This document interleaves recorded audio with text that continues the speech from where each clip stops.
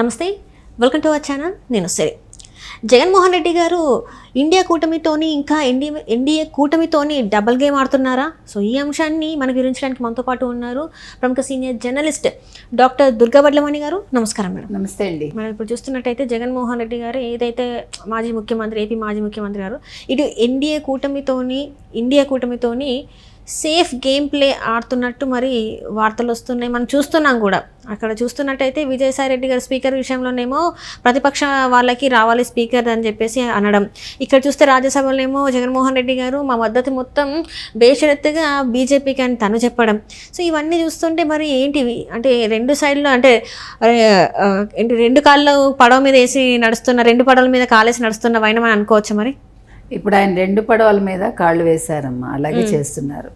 అంటే అతను పూర్తిగా ఒక నిర్ణయం తీసుకోలేకపోతున్నాడు అతని అవసరాన్ని బట్టి. ఇటు బీజేపీని కాదనుకోలేడు ఆయన, ఎందుకంటే బీజేపీ తోటి ఇప్పుడు ఈ కేసుల గొడవలు ఉన్నాయి. అలాగని ఇప్పుడు ఎన్డీఏని కాదనుకోలేకపోతున్నాడు.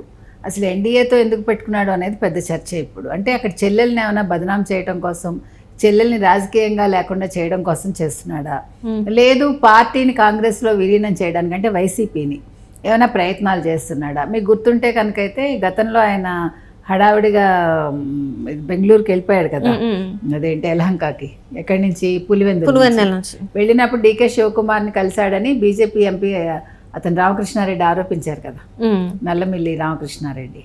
కాకపోతే అదేం లేదు, కలవలేదు, మాట్లాడలేదు, అర్ధరాత్రి సమావేశాలు జరగలేదని అన్నారు. కానీ ఏదో జరుగుతోంది, తెరవెనకైతే ఏదో జరుగుతోంది. అంటే ఈయన ఇప్పుడు ఎలా తప్పించుకోవాలి కేసుల నుంచి అనే ఒక హడావిడిలో ఈయన రకరకాలుగా నిర్ణయాలు తీసుకుంటున్నాడని మనకు అర్థమవుతుంది.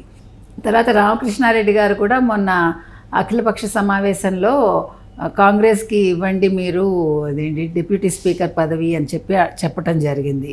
అంటే అప్పుడు ఎన్డీఏ కూటమిని కాకుండా ఆయన ఇండియా కూటమిని బలపరిచినట్టు అయింది అక్కడ.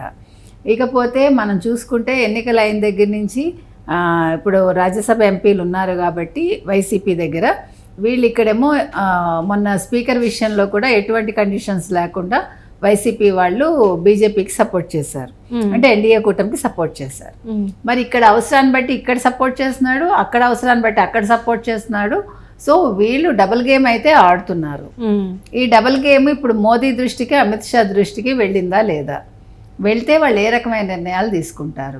ముఖ్యంగా ఇప్పుడు ఈ శ్వేతపత్రాలు రిలీజ్ అయ్యాయి కాబట్టి దీని మీద చర్యలు మాత్రం వెంటనే ఉండాలని అందరూ కోరుకుంటున్నారు, ప్రజానీకం ముఖ్యంగా. ఆంధ్రప్రదేశ్ ప్రజలు ముందుగా కోరుకుంటున్నారు. ఎందుకు కోరుకుంటున్నారంటే వాళ్ళు విసిగెత్తిపోయారు, వాళ్ళు భయకంపితులు అయిపోయారు 5 ఏళ్ళు. అసలు వాళ్ళకి బతకడానికి కూడా సరైన దారి తెన్ను లేక వాళ్ళు అంటే నిత్యం భయంతో బతికారు వాళ్ళు. కాబట్టి ఇన్ని అక్రమాలు చేసిన వైఎస్ జగన్మోహన్ రెడ్డి జైలుకి వెళ్లకుండా ఇంకా ఎందుకున్నాడు అనేది అందరిలోనూ ఉన్న ప్రశ్న. కాబట్టి ఇప్పుడు జగన్మోహన్ రెడ్డిని ఇప్పుడు ఆల్రెడీ సిబిఐ, ఈడీ కేసులు ఏవైతే ఉన్నాయో వాటిని రోజువారీ విచారణ చేపట్టమని ఆల్రెడీ హైకోర్టు మన తేల్చి చెప్పింది. ఈ రఘురామకృష్ణరాజు కేసు ఏమైందో ఇంకా మనకు తెలియట్లా. ఆ రోజు అంత హడావుడిగా జరిగింది. మళ్ళీ ఆయన కూడా మొన్న వెళ్ళి రఘురామకృష్ణరాజు జగన్మోహన్ రెడ్డి చేయి పట్టుకుని మాట్లాడి ఆయన పక్కన కూర్చుని ఆయన భుజం చుట్టూ చేయి వేసి, అవసరమా అవంతా? నీ కాళ్ళ మీద ఎలా కొట్టారు వాళ్ళు, నేను చంపాలని చూశారు. ఆ ఫోటోలంతా మొన్న కూడా మీడియాలో వచ్చాయి కదండి. రఘురామకృష్ణరాజు కాళ్ళు ఎలా వాచిపోయాయో మనం చూసాం. మరి అలాంటి రఘురామకృష్ణరాజు ఇప్పుడు ఎందుకని జగన్మోహన్ రెడ్డి దగ్గరికి వెళ్ళి మాట్లాడాడు ఆ రోజు? అంటే ఏం చెప్పాలనుకుంటున్నాడు? కేసు వెనక్కి తీసుకుంటాడు ఆయన? ఆలోచించుకోవాలి ఆయనే. అంటే నువ్వు ఒక ఎంపీగా ఉండి, ఇప్పుడు ఎమ్మెల్యే అనుకోండి, ఒకప్పుడు ఎంపీ ఆయన వైసీపీలోనే ఉన్నాడు, 5 ఏళ్ళు వైసీపీని రోజు ఆయన రచ్చబండకేసి ఉతికాడు బాగా. ఇప్పుడు మరి అలాంటి మనిషి ఎందుకు జగన్మోహన్ రెడ్డికి ఆ రోజు దగ్గర అయ్యాడు అనేది కూడా చర్చనీయాంశమైంది. నువ్వు ఒక ఎమ్మెల్యేగా ఉండి ఒక తెలుగుదేశంలో చేరి ఆయన అట్లా బిహేవ్ చేయటం అనేది చర్చనీయాంశం అవుతుంది డెఫినెట్గా. కాబట్టి ఇప్పుడు రఘురామకృష్ణరాజు కేసు ఏమవుతుంది? తర్వాత ఈ శ్వేతపత్రాలకు సంబంధించి ఇప్పుడు ఈ కుంభకోణాలన్నీ బయటకు వస్తున్నాయి కాబట్టి వీటి మీద త్వరితగతిన విచారణ చేపట్టి ఆయన సంగతి ఏంటో తేల్చాలి. ఎవరిది? జగన్మోహన్ రెడ్డిది. అదేవిధంగా ఇప్పుడు విజయసాయి రెడ్డి పేరు ఇవాళ బయటకు వచ్చింది, జీవీఎల్ నరసింహారావు పేరు బయటకు వచ్చింది బీజేపీకి సంబంధించి. ఇట్లా వీళ్ళందరినీ ఏం చేస్తారు ఇప్పుడు ఈ కేసుల్లో ఉన్న వాళ్ళందరినీ? సో ఇవన్నీ కూడా ఉన్నాయండి. ఇప్పుడు మరి జగన్మోహన్ రెడ్డి ఇండియా కూటమికి ఎందుకు సపోర్ట్ చేస్తున్నట్టు మనకు అర్థం కావట్లా. ఎందుకంటే ఇండియా కూటమి అంటే కాంగ్రెస్తో కలిపిన మొత్తం పార్టీలన్నీ ఉన్నాయి. మరి ఇప్పుడు రాహుల్ గాంధీకి ఏమీ పవర్ లేదు. మరి ఎందుకు ఈయన సపోర్ట్ చేస్తున్నాడు అంటే ఈయన వ్యూహం ఏంటి? ఈయన బయట నుంచి సపోర్ట్ చేసి రేపొద్దున మళ్ళా ఏమైనా రాగలనని అనుకుంటున్నాడా? రావాలనుకున్నా ఇంకా 5 ఏళ్ళు టైం పడుతుంది. ఇప్పుడు షర్మిలను ఏదైనా చేద్దాం అనుకున్నా కూడా షర్మిల ఏమీ మొన్న నెగ్గలేదు. కాకపోతే షర్మిల ఇప్పుడు అధ్యక్షురాలుగా ఉన్నారు. ఇప్పుడు నువ్వు షర్మిలను తీసేసి నువ్వు ఆ అధ్యక్ష పదవి తీసుకుంటావా? ఏమో మనకి ఈయనదైతే ఇక్కడ మాత్రం మనకు కొంచెం గందరగోళంగానే ఉందండి. అంటే కరెక్ట్గా ఆయన దేని మీద ఆలోచిస్తున్నాడు అనే దాని మీద మనకు క్లారిటీ రావట్లేదు. ఆయన అంతర్గతంగా ఏముంది ఆయన మనసులోని. ఇప్పుడు మరి ఈ రాజ్యసభ ఎంపీల కోసం బీజేపీ ఎటువంటి నిర్ణయం తీసుకోదా? మరి సపోర్ట్ కావాలి కదా, ఈ 11 మంది రాజ్యసభ ఎంపీల సపోర్టు బీజేపీకి కావాలి. కాబట్టి వాళ్ళు జగన్మోహన్ రెడ్డి విషయంలో మెతక వైఖరాలు అవలంబిస్తారా? ఇవన్నీ కూడా మనం చూడాలి.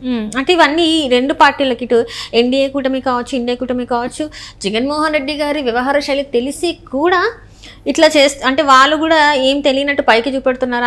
ఆయన అవసరం ఉన్నప్పుడు ఆయన వాడుకుందాం అన్నట్టే ఉన్నారు అని అనుకోవచ్చు. మరి అలాగే ఉందండి. ఇప్పుడు బీజేపీ కూటమిలో ఉంటూనే కొన్ని విషయాల్లో మరి నిర్ణయాలు తీసుకోకపోవటం అనేది ఆలోచించాల్సిన విషయం కదా. ఇప్పుడు తాడో పేడో తేల్చుకోవాలి. ఇప్పుడు మీరు మనమేనండి, ఇప్పుడు మీకు ఒక మనిషి ఇష్టం అనుకున్నప్పుడు ఆ మనిషితో ఉండాలి అనుకున్నప్పుడు మనం వేరే మనిషితో అంటే వేరే చుట్టాలు ఐమ్ టాకింగ్ అబౌట్, వేరే చుట్టాలు గొడవలు ఉన్నప్పుడు వాళ్ళ దగ్గరికి వెళ్ళాం కదా మనం. కానీ మన ఇద్దరిని కలుపుకుంటూ వెళ్దామన్నా జరిగే పని కానప్పుడు మనం క్లారిటీగా ఒక డెసిషన్ తీసుకుంటాం. ఇటా అట అనేది మనకి క్లారిటీ ఉంటుంది. మరి ఇంత పెద్ద పార్టీలు నడిపే వీళ్ళు కూడా క్లారిటీతో ఉండాలి కదా. క్లారిటీ లేకుండా అవసరాన్ని బట్టి మేము మాట్లాడుతూ ఉంటామంటే, నిన్న మీరు చూసారంటే నిర్మలా సీతారామన్ కూడా బడ్జెట్ ఏపీకి ఇచ్చిన బడ్జెట్ విషయంలో కూడా అది గతంలో ఏ పార్టీ చేసింది అనేది నేను ఇక్కడ చర్చించట్లేదు, ఎవరేం చేశారని ఆవిడ చాలా తెలివిగా తప్పించుకుంది. అంటే పార్టీలు ఎలా ఉంటాయో మీకు చెప్తున్నా. బీజేపీ గత పార్టీ ఏం చేసిందో వాళ్ళకి తెలుసు, పోలవరం నిధులు ఏమయ్యాయో వాళ్ళకి తెలుసు. వాటి మీద చర్చించరు, వాళ్ళని నిందించరు ఆ పార్టీని. ఎందుకంటే వైసీపీ ప్రభుత్వంలో కదా జరిగాయి, దాన్ని ఆవిడ మెన్షన్ చేయట్లా. రైట్. అంటే వాళ్ళు ఆచితూచి అడుగులేస్తారు ఎప్పుడు కూడా. ఎందుకంటే ఎవరితో ఎప్పుడు ఏ అవసరం వస్తుందో, ఏ పార్టీతో అవసరం ఎలా వస్తుందో. అందుకని రాజకీయ నాయకులు అన్న వాళ్ళు ఎందుకని ఈ రకంగా ఉంది అంటే, వీళ్ళు తప్పులు చేస్తున్నారు కాబట్టి పార్టీలు కావచ్చు, రాజకీయ నాయకులు కావచ్చు, ఎమ్మెల్యేలు కావచ్చు, ఎంపీలు కావచ్చు, వీళ్ళందరూ తప్పటడుగులు వేస్తున్నారండి. వీళ్ళు నిజాయితీగా ఉంటే ఈ సమస్య ఉండదు. ఇప్పుడు నిజాయితీగా కనుక ఉండుంటే ఓకే, ఎంత వస్తే అన్ని సీట్లు వస్తాయి, మనకేం పోయింది, వద్దు వీడు సరిగా లేడు అనుకున్నప్పుడు వాళ్ళతోటి వాళ్ళు తెగతెంపులు చేసుకుంటారు. కానీ ఇక్కడ ఆ రకంగా లేదు. ఇప్పుడు జీవీఎల్ నరసింహారావు అన్నవాడే అక్కడ సలహాదారుగా ఉండి కమిషన్ తీసుకున్నాడని మనకు తెలుస్తోంది. అందులో నిజానిజాలు బయటికి రావాలి కదా. ఇలా ఎంతమంది ఉన్నారో మనకు తెలియదు. కాబట్టి వీళ్ళు వైసీపీ విషయంలో మెతక వైఖరిలో ఉన్నారు బీజేపీ. అలాగే ఇండియా కూటమి కూడా, కానీ చూద్దాం ఏమైతుందని వాళ్ళు ఉన్నారు. ఇప్పుడు బీజేపీ కాంగ్రెస్ పక్కన పెడితే అసలు వైసీపీ వైఖరి ఏంటి, జగన్మోహన్ రెడ్డి మనసులో ఏముంది అనేది బయటకు రావాలి. Right madam, right. Thank you so much madam.